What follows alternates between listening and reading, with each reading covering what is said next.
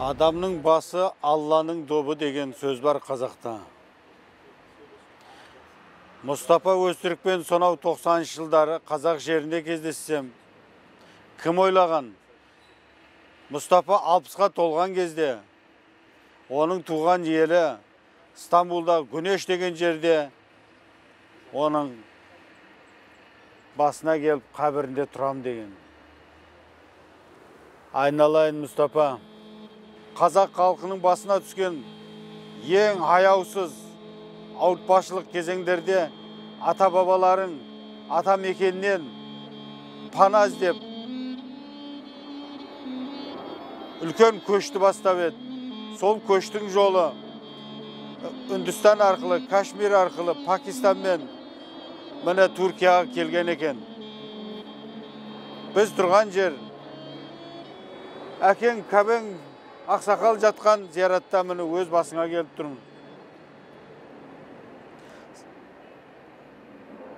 Қазақ халқының 20 ғасырдағы ең үлкен қасіретінде талай қазақ сыртқа ауды. Қаншамасы қай жерде жатқан бір Құдайдың өзі біледі. Бірақ сол сыртқа кеткен қазақтардың ішінен солардың ұрпағы, перзенті Мұстапа Өзтүрік атың әлемге жайылған жұлдыз болып қазақ жеріне оралып едің. Қазақ ұлты сені бастарына көтеріп қарсы алып қандай қуанышқа бөленді. Сол кезде жаныңда болдың. Қаншама апаларымыз немерелерін ырым қылып, сені бұтыңның астынан өткізіп, аузына түкірткізіп, сені ырымдап, сондай бір үлкен қуаныштардың куәсі болдық. Өкінішке орай, қазағым деп жеткен жүрек ұзаққа бармады. Қапыда, құпия жағдайда дүниеден оздың. Мен 29-37 жылға атылғандардың, қастандықпен өлтірілгендердің қылмысын ашам деп жүргенде, өз заманында жанында жүрген Мұстапа, сенің де ажалың құпия күйінде қалып отыр. Жатқан жерің жайлы болсын, жаның жаннатта болсын. Аяулы аға. Бүгін түрік елі де, қазақ елі де міне басына көтеріп сені 60 жылдығыңды тойлап жатыр. Bir аунап тұрарсың, Мұстапа бауырым. 38'de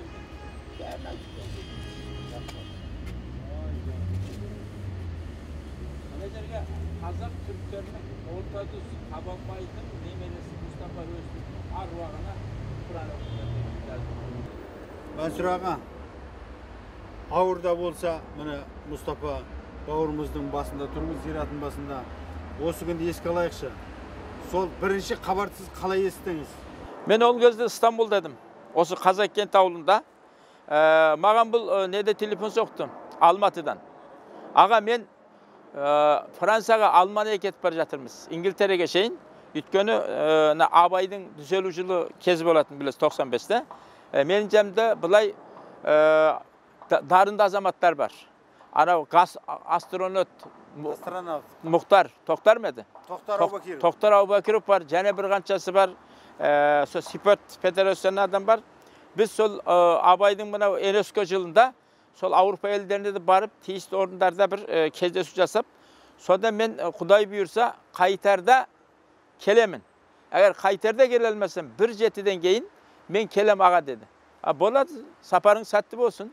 Жақсы бар, жақсы былай есебі өзің Алманияға барғанда танитын жерің, сен нағыл айтыңдар дедік. Содан бұл о жақтағы саяхаттар біткенен кейін қайтарда өзінің үйі бар, Мюнхен қаласында бала шағасы бар. Сол үйінен бір телефон соқты. Аға, кешірім, мен келем деп едім, мен әзір Қазақстанға барып, содан 1-7-ден кейін келемін. Болды, оқасы жоқ. Аман бол, жұмысың істе. Жанында жолдастарымен бірге сенің алдағы жүргенің әдеттегі бір бизнесмен, яғытта бір немес. Сен қазақ ұлтының, қазақтың, яғни патриотизм күшін таныту, оның Абай атаны таныту. Odan yana bugün Amerika'da koko çıkıp жатsa, bugün Orus kaçan baktan koko çıksa da bizim Baykonur'dan getip жатır. Baykonur'dan sonra karşıga çıkasın Tohtar Abubakırov'la birge жүрген деген бұл bir ata babanın arva koldagan kasiyetli bir sapardasın. Jolun açık bolsun dedim. Sonra endi bizim avulda bir azamat qaytыс bolup, sonun jetisin berip жатkamыз. Sonra bir vaqtda mаған bir telefon geldi. 4 günden keyin, al Mustafa'dan söyle 4 gün öttü. 4 gün öttü. 5 gün öttü. 5 günden keyin endi bardı goy. Jandağı Mehmet Demir degen bir inimiz bar edi. Sodan telefon geldi. Mansur ağa dep söýtdi. Mustafa awurup doktorxanaga jatdy. Oy ne boldy? Keşe savady oy kelim dep edi dem. Oy ayak astan awurup azır jedel. Sonda jatır dedi. Al bola dedi. Kuday şifa bersin. Karga men azır jetelmeyim azır. Uzak ha? Sen barsın goy. Kuday saktaydı. Sen basında bol dedim. Sonra men erteňinde kanday debem oy äli yesin toluk jynalgan jok dedi. Endi haber berip turgandan keyin erteňinde täňerteň haber geldi.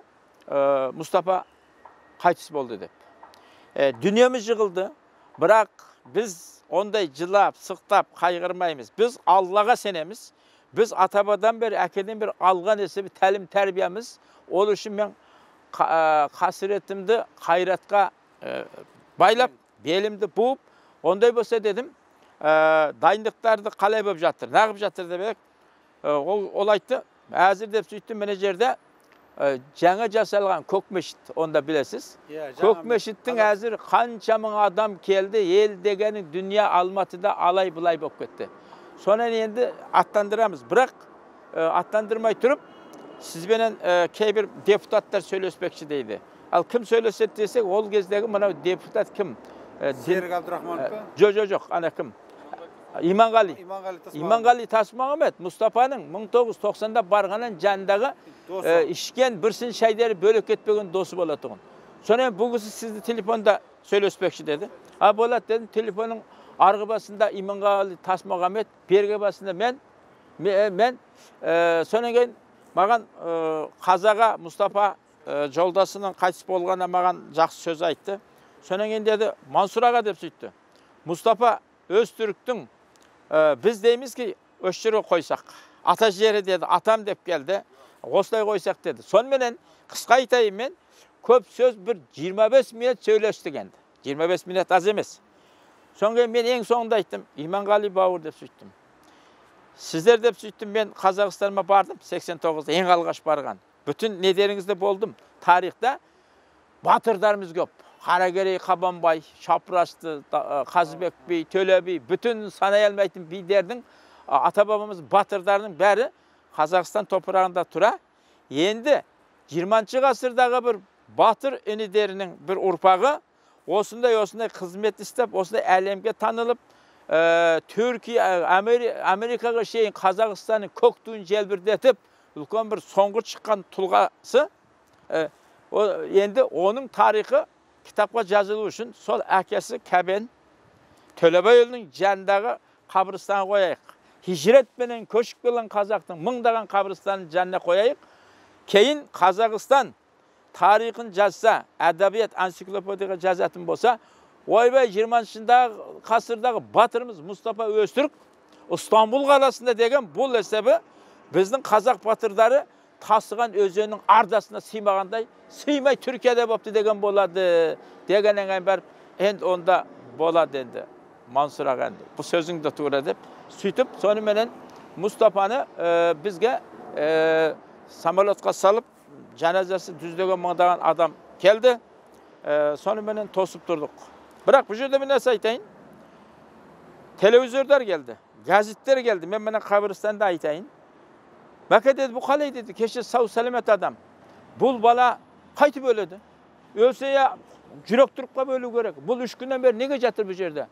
Biz dep süýtdi. Azir mena Mustafa'nın şaşından birini alıp kalayık. Bunu ne kalayık dedi. Ekspertiz jasayık. Neden öldü? Kas boldu mu? Türkiye'nin dergileri mi? Türkiye'nin gazete, jurnalistler geldi. Magan dedi. Mansur Uluksat ver dedi. Ben sonra ne dedim bilesiz mi? Bu jör öte kerek. Kazakistan elim halkımı şunu aytıp oturum. Mine men 18 yıldan keyin. Okudunuz mu?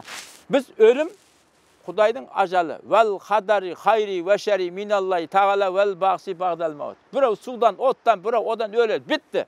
Біз бұған сенеміз. Ол үшін дедім, сендер бұндай нәрсе қойыңдар. Мен Мұстафаны тексертпеймін дедім. Бұндағы мәселемде, мына тілімнің астындағы. Ya оқыстан бір сондай зәһірленген, уğlanған бір нәрсе болса, ана шаштан шықса, 75 milyon Türkiye'nin içindeki jurnalist gazeteler, ey beyşöreler, Himalaya'dan Asqarasu tayga keşu geçip, osunday kelip bir prezident Türkiye'de dünyaya gelip, odan özünün eline mananday ne kılganda, bu Kazakistan'ın жүрегіне toprağına sıymadı bir balanı degen yeten çıksa, bu Kazakistan'ın emez. Basta Prezident Nursultan Nazarbayev'ga, odan önce parlamentoga ve 17 milyon Kazak'ın namusu boladı, uyatı boladı. Eğer çıkıp kalsa dedim, ben onun iyisi çok koy. Ben yani sonunda bir önümden kayıtısı bolganda, men elimde halkımda oylayımız. Nege Mustafa da elin halkını oylagan. Onun ataları da Türkiye'ye gelgende elim halkım degen biz urpakpız, bizim ruhumuz. Osunday bolganlıktan biz hiç nerseni koymadık, Kudayga şükür. Al odan yine ikincisi, mına granit. Mına granit tas 1,5 tonna. Осы жерге тұратыңыз. Енді жаңағы Түрктің корреспонденттері, журналистері сізге сұрақ қойған кезде солай деп жауап бердіңіз. Ал енді мына қабірдің басында тұрмыз. Қазақта ең үлкен сөз бар. Бұндай жерде басында тұрған кезде өтірік айтуға болмайды. Әлбетте. Енді сізге Қазақстан тарапынан ешқандай басқа осындай ешнәрсе ашылмасын, зерттелмесін деген телефонмен ешкім ешнәрсе айтқан жоқ, онда еш нәрсе. Hiçbir нәрсе. Bugünkü şeyini eşitmedim. Bırak кейбір барғанымда, ой, bizde kuruttu koy, ana koy, mine koy, kalın Kazak'ın sözü bolat. Bırak menin kulağımın tesiri mınanday.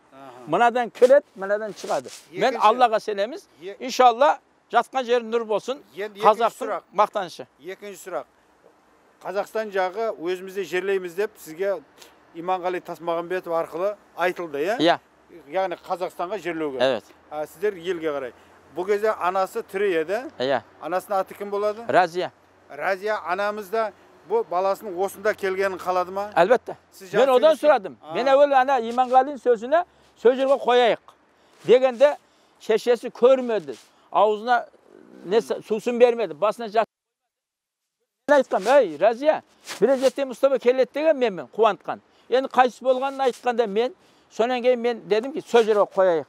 Demedim kargam dedi. Ağzına su, basına jastық koymadım. Көрмесек, biz her de barıp Kur'an okuyumuz Müslüman. Qaytып Almatıga barıp duram. Осы әкесін жанына қой, өш жерде мен әр жеті сағынғанда, ішімдегі жалынымды, қайық қасіретімді тасым құшақтап, өш жерде болайын деген olsun ana. Biz bilesiz баланың cenneti ananın ayağının астында деген сөзге Müslümançılık ata jolumuzdan kütemiz be. Sol үшін anası razı болмағанымен мен de bunu болады dedim. Өш жерге қою насip болды. Жақсы. Енді мына нәрсе. Мен енді өзіңіз білесіз, көз тірісінде Мұстафаның жанында болып киносын түсірдім. Әлбетте. Сонымен мен Қазақстанда кез келген ортаға барған кезімде осы киноны көрсетейін, басқа киномен берейін. Сонда көпшіліктен ең сұрайтындары көздері, қазақтың көздері жәутеңдеп маған сұрайды. Осы кісінің ажалы өте құпияда деп. Яғни сіздер тарапыңыздан кейін уақыт өткесін, осының ажалы қалай болды, осыған бір тексеріштер болсын деген сіздер өздеріңіз Қазақстан тарапына айтпадыңыздар, Hiçbir айтпадық, айтпаймыз. Неге айтпаймыз? Жаңа бір аят, Құранның аятын жаздым Алла. Жақсылық, жаманшылық, байлық, жоқтық, тоқтық, әр нәрсеге мен кепілмін, менің әмірімін болады деген сөзге. Elhamdülillah мұсылманбыз, сенеміз. Сол үшін бітті. Біз сол жерде келдік, қойдық, бітті. Одан құлағымызға келіп жатады. Ол бізге керек емес. Пәндешілікте болады нәрселер. Енді яғни 20 ғасырдың басында Міржақып Дулатов атамыз айтып еді. 6 миллион қазақпыз, альхамдулилла деп қуанып еді. Бөркін аспанға лақтырып еді. Сол 30 жылдардағы ашаршылықта 6 миллион қазақтың 3 миллионы қазақ жерінде қырылды. Қалғандары жан-жаққа бұтырап шашырады. Сол сыртқа кеткен миллиондаған қазақтың қаншамасы кеше айтып бердіңіз. Кашмирде, ар жағында, Пакистанда жан-жақта қырылды. Ауырды, өлді. Бірақ солар кеткендердің ішіндегі кейін әлемге аты шыққан қазақпын, мен қазақпын деп оралған бірінші осы Мұстапа еді. Әлбетте. Сондықтан қазақ халқы осы Мұстапаны өздеріне пір тұтып, жұлдыз жасап, жастардың барлығы оған сыйынып, үлкендер оны маңдайынан иіскеп, сөйтіп біздің далаға былайша айтқанда қаңғып кеткен қазақтың баласы әлемді мойындатып, Брюс Лимен бірге оқып, таеквондоның жұлдызы болып, елге батыр болып оралып еді. Әлбетте. Сол қазақтың маңдайына сыймады аға. Маңдайына сыймады, жастай құпия жағдайда қайтыс болды. Енді мен сізден мына басында тұрып сұрап отқаным, жаңа деп айтып жатсыздар, әрине Алла үшін, Құран үшін, мүмкін шариат үшін солай шығар. Бірақ енді әйтеуір бар қазақтың көкейінде бір ғана сұрақ: Мұстапаның ажалының құпиясы ашыла ма екен деген. Міне өздеріңіз көріп отырсыздар, Түркі елдегі мына Қазақкенттегі қазақ бауырларымыз бұл сұраққа өздері осылай жауап берді. Мұстапа бауырым, жатқан жерің жайлы болсын, бір құпияң өзіңмен бірге ала кеттің. İnşallah ol құпиясында жаратқан Алла ол дүниеде шешеді. Әгер онда бір нәрсе болған болса, оның сазайын Құдай тағала өзі тарттырады, еш мәселе жоқ. Әгер жоқ болса, сөкке анағанда керек жоқ. Ал енді бұл жерде мен бір нәрсе айтайын. Қадірлі Халилолла бауыр, саған көп рахмет. Сен көп еңбек сіңірдің. 1992 жылы анау айтыс кезінде Мұстапа келген заманда Қазақстан мейманханасының алдында алғаш.